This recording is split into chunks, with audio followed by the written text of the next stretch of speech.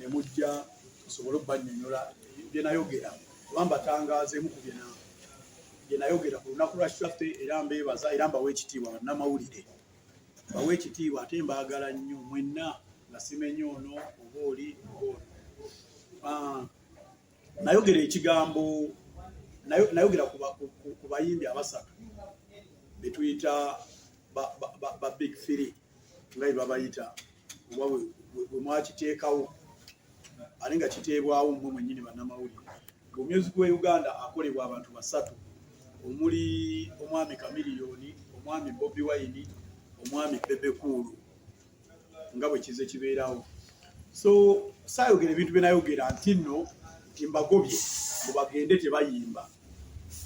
Nayogera nga ngezaako kulaga nti balegendary baddeko emabbali n'abalala bafune omukisa omukisa oguyisaawo music oba okwongera music industry yaffe ogyongera waggulu. So saagamba mbu Kamiliyoni toli wakabi, Bobiwine toli wakabi, Bebekulu toli wakabi.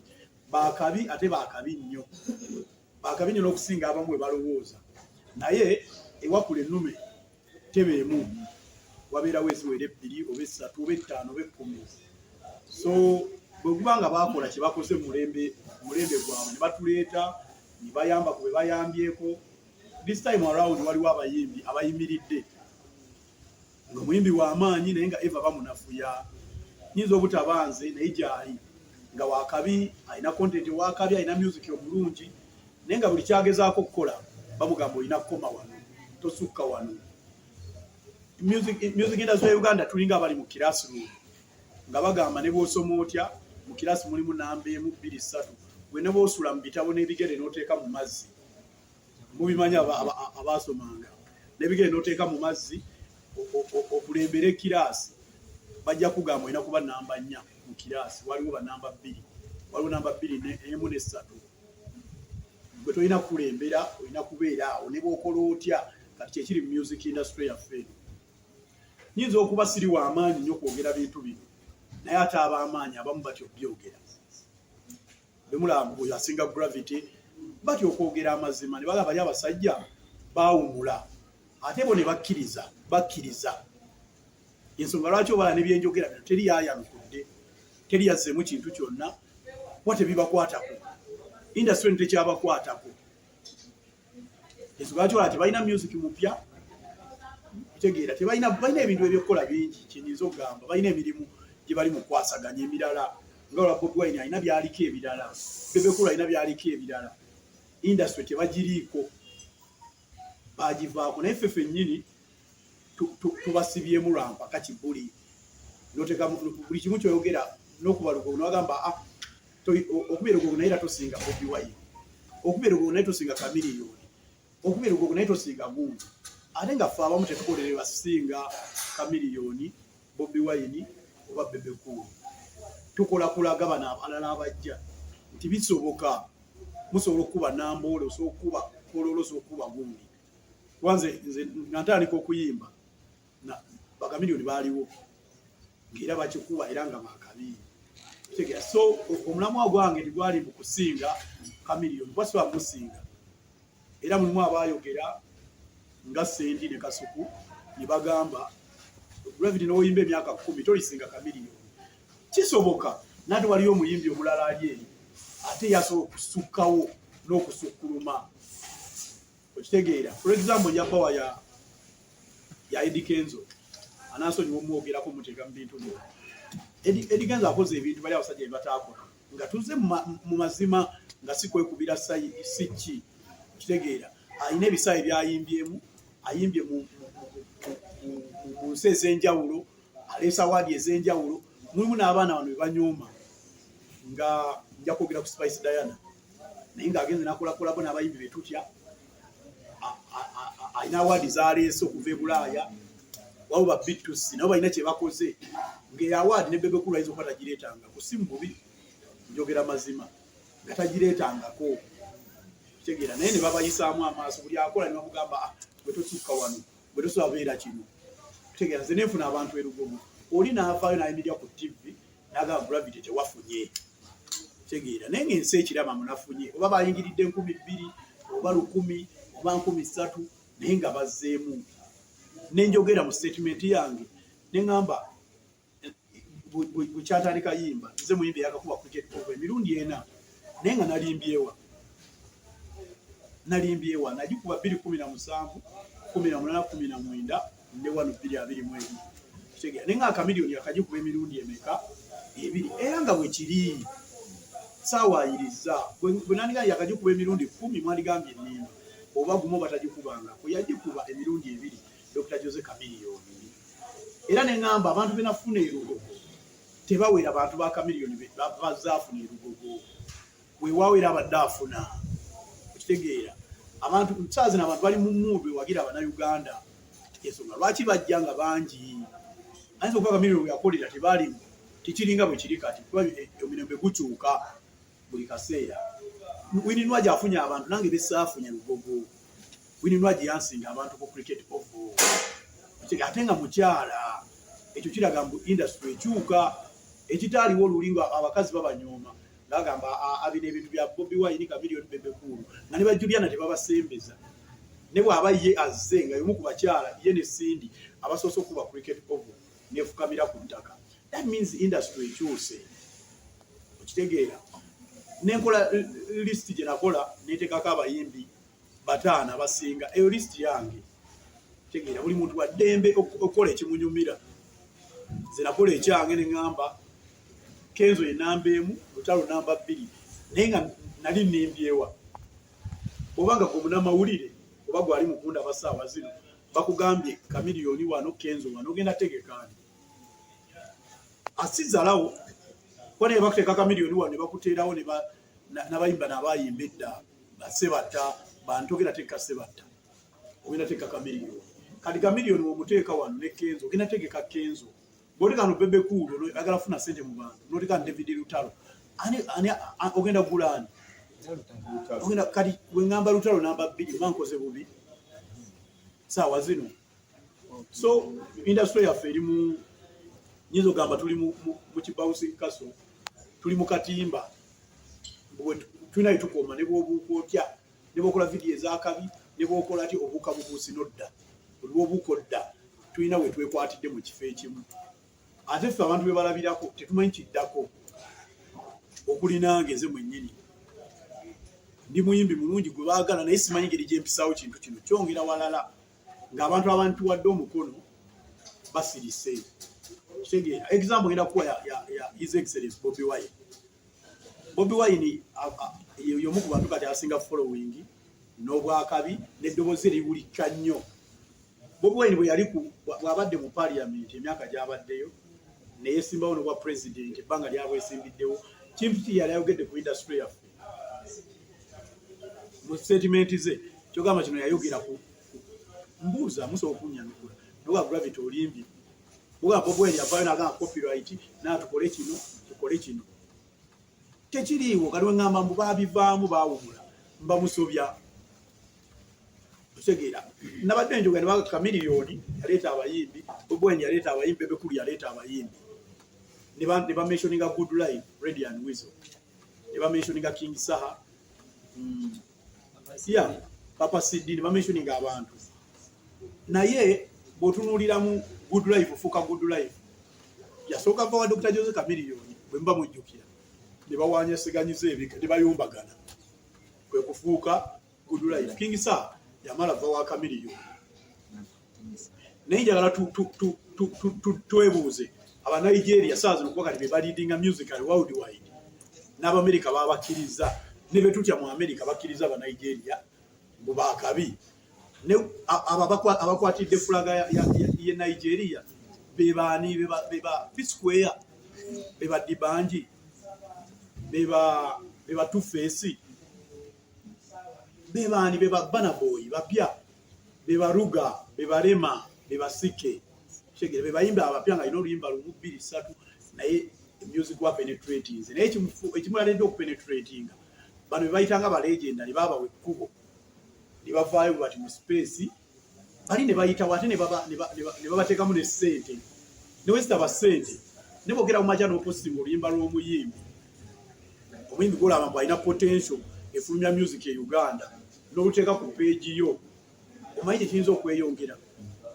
Sawa za kati album ya Fit for America eri ku namba 1 mu Africa, naye muyimbi kye yagipostinze kwaba balina following nene, abamu balina millions and millions of views kundi ku Facebook bamaanyi, ku Instagram bamaanyi, nani yakinyeze balinga batakiraba.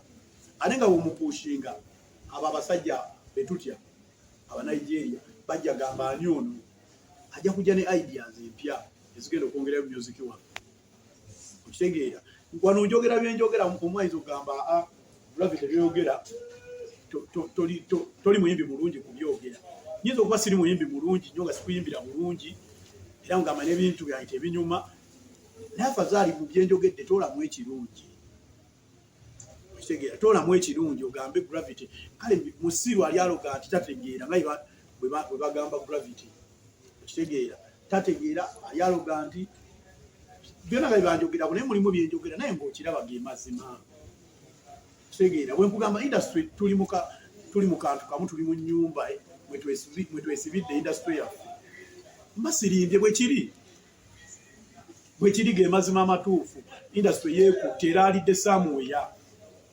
Kali mulinga abagamba music waffe tubeere nga bakongo. Mu Kongo bani Kofi Aramidi bwe baava mu ndongo Kongo nesanawo musically. Kali ajogera si yakireeta. Mungu wagera mu makya najjulira abasajja abo abasatu ne bava mu bulamu bw'ensi eno nga ne industry ekomaawo. Kitegeera si bwe kyetaagisa. So mulekerawo okunkwata obubi. Mpa ekitiibwa abasajja abo abasatu, mbaagala nnyo era n'abali ku show yange baakiraba ni mulodi waliwo. Nayimba ennyimba za Kamiliyoni n'ennyimba ennyimba za Bobiwine. Za Bebe Cool sijja gamba kisizimanyi nzimanyi naye sizimanyi ziyimba. Ennyimba ze za ddoboozi yimba nnyo. Kitegeera. Naye nayimba ennyimba za Kamiliyoni nga empasinga respect. Kitegeera. Ate birungi mu byogere bannamawulire. Nakuba lugogo nejjula. Nengende embalasho embala negaana. Teyakola bulungi olw'enkuba n'ebyaliwo. N'abantu ne bakikuliriza ne bava ku birungi byenkoze. Kitegeera. Gravity shemusaze ebikoze bitya. Ekyokusala kiri nnomo. Osanga obuwagizi bwange butini embalala. Kitegeera. Nete kitegeeza mu muyimbi mubi. Ate bwe nnyimba oluyimba ne lutakunyumira. Tekitegeeza mu ensi oluyimba tebalwagadde. So mulekerawo okunkwata obubi, bali abasajja mbawe ekitiibwa, mbaagala nnyo. So ensonga yange aba-top 3 ekyo kintu kiveewo mu industry. Tuveeko akantu ako simango ne top 3, ono ye namba 1, ono ye namba 2, nga bennyini tawulo bagisuulawo. Kitegeera. Byotogera dobe tebimukwata nakoze kyemmanyi. Kabe Kamiliyoni tabiriiko. Kabe kuba industry bagivaako. Kitegeera buli mwali mukola bintu bye birala. Oli ali mu politics, Kamiliyoni ali Bulaaya akola bibye, Bebe Cool naye ali wa akola bibye. Kitegeera. Neffe buli kye tukola, gwe ne bw'okola otya togenda singa Bobiwine. Gwe ne bw'okola otya tusingira singa Bebe Cool. Gravity ne bw'oyimba emyaka 10 toliyimba nga Kamiliyoni. Nze sikolera kuyimba nga Kamiliyoni. Kitegeera Kamiliyoni ansinga oyimba. Ansinga nkubisamu emirundi mu 12. Nayinza okuba nsisoba kuyisa Kamiliyoni waali, n'ate mulimu abali emabega betusibiddeyo. Abayimba okusinga Kamiliyoni, asobola okukola ebintu ebisinga gya Kamiliyoni. Abalina ne ideas ezongera industry yaffe mu maaso okusinga Kamiliyoni. Okitegeera. So ensonga yange yeeyo, sirina gwe nyooma, teri gwe mpisaamu maaso, teri gwe onamba w'ekitiibwa kyange. Ne tubafune tubateeke walala. Tuseemu bano abalala abajje amaanyi. Tweke bamalanga mu maanyi. Oli ne bwakola kima mugambe nedda tosobola. So kati ensonga yange yeeyo. Tujja ku welcoming ebibuuzo. Sisobola kuweza myaka emirala 5 mu music industry. Nakabeeramu emyaka 10. Sisobola kuweza myaka mirala 5 nga nkyalwanira bino kakasa. Mu myaka 5 ngira kuba mbaleetedde omuyimbi omulala. Bwe ndoteekamu ssente zange n'obudde bwange. Ngira tuna baana balina talent. Nja bapushinga, nja bafuula baakabe. Nyiza okuba abalabe nali nabo saabafuula kye bali. kuba nange nali negatta zijja kuba myaka 5 emabega nga ntandika ne saa zino abantu engeri gye bampagidde musobola okubaako ennyingiza nange mu nsawo nga nali ebintu byenkoze ebiri out of music mwese okujja akasente nenkateeka mu mwana gwe naalaba nga asobola okwongera music ebweru we Uganda si wano nja kikola kati funa omulala byenyogedde wano ebimu ku biri mu luyimba olwo tuba appreciatinga tubaagala nnyo bonna basatu basajja b'amaanyi era oluyimba bwe boogera era lujja kufuluma ndowooza mu mwezi gumu okuva kati oba mu Desemba nja kuta oluyimba olwo nga njogera ku posteyo nga mugiraba era bw'oba olaba caption gye nateekako yaliko for the love of the legends okitegeera okubalaga mbu baakabi badde wano n'abalala bayitewo kifo ky'okubeerawo nga bataddewo okitegeera nga bataddewo ekisenga awo mutoyitawo tokola ki baakabi nnyo nnyo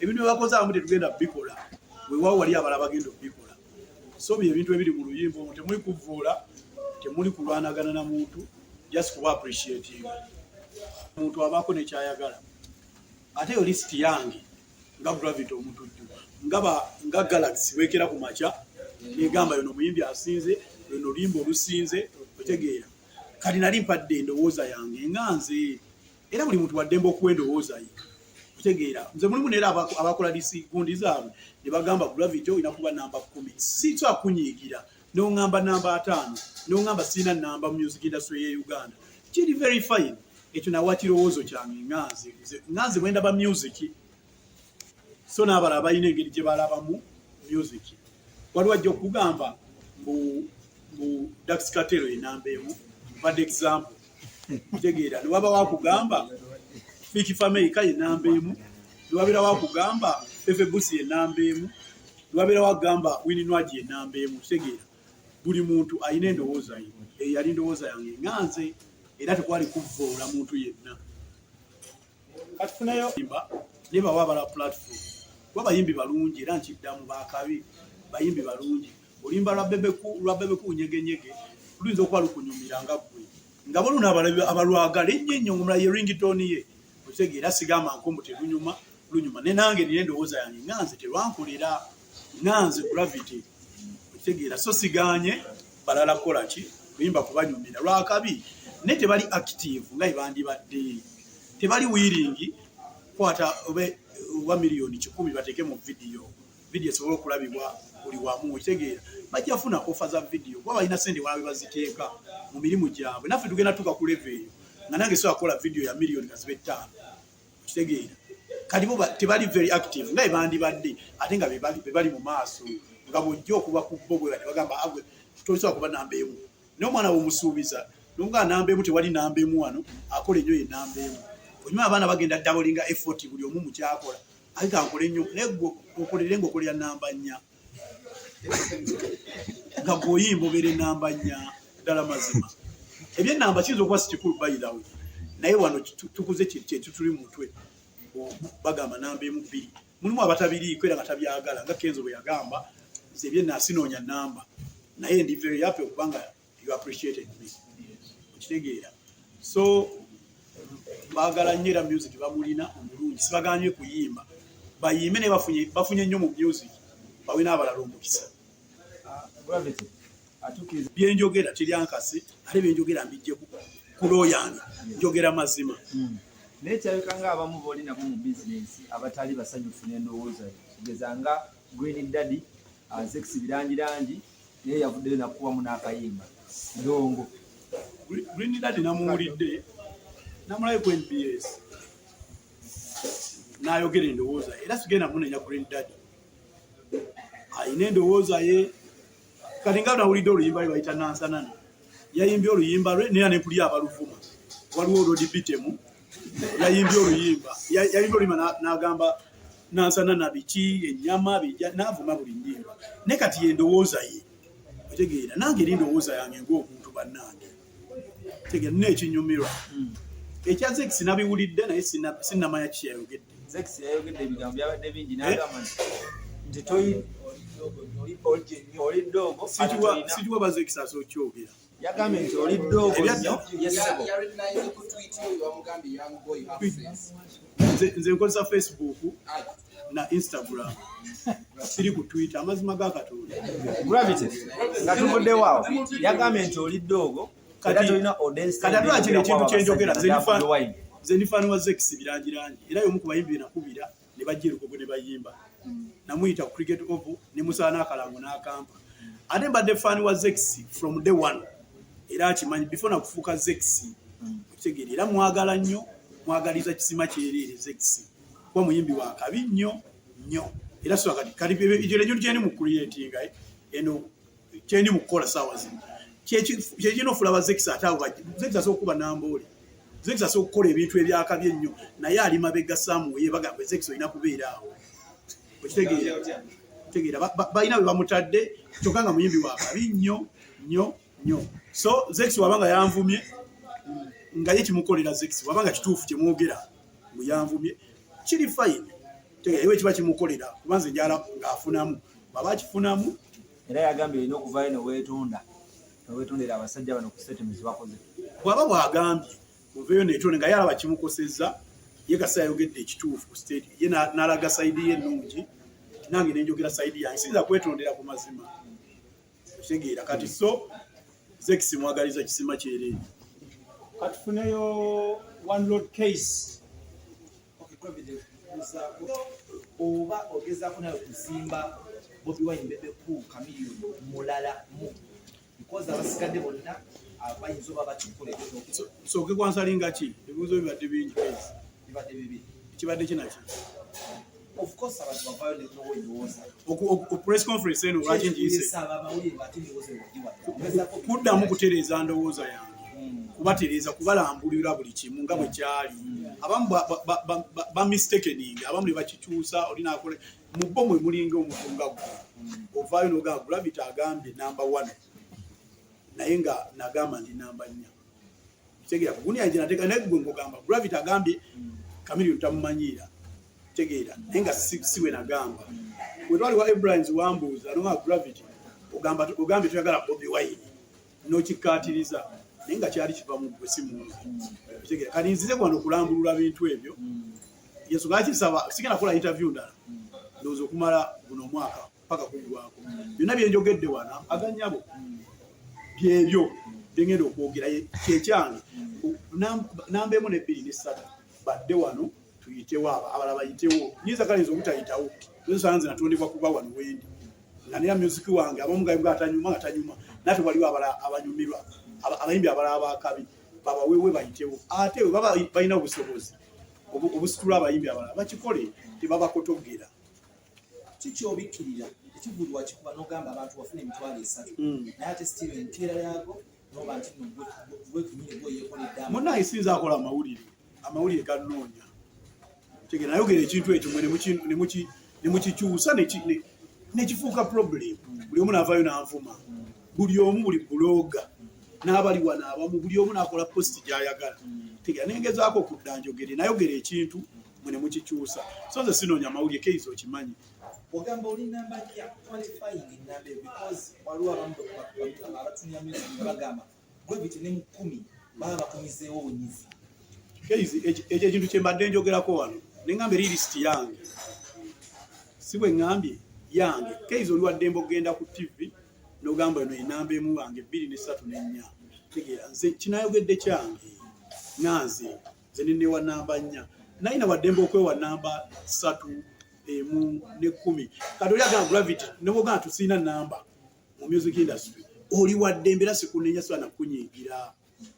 Okitegeera kati ekyo kyange nganze buli muntu alina abantu nange kyawumirwa kyayagala. Keizo olina abantu boyagala nina abantu benjagala tekiyinza kutwawula buli omu. Wanyumirwa okwogera kwabo abasookawo naye toyagala ate bano abalinga abagezaako okubinsana naawe ogera naawe era wetuba tukubuuza ogamba oyo mpewo gwe toyagala kubanga omu ku bo ye tatamenya ekivulu kyabusaze ne katanadda. Keizo mbadde nsaba tuleke lumbagana bantu naze kutereeza bintu bino. Okitegeera tuleke kunoonya mawulire nga bw'ozoganoonya. Okitegeera no ndi serious case ndi serious ate ndi very serious. Sinze oli Gravity bw'omanyi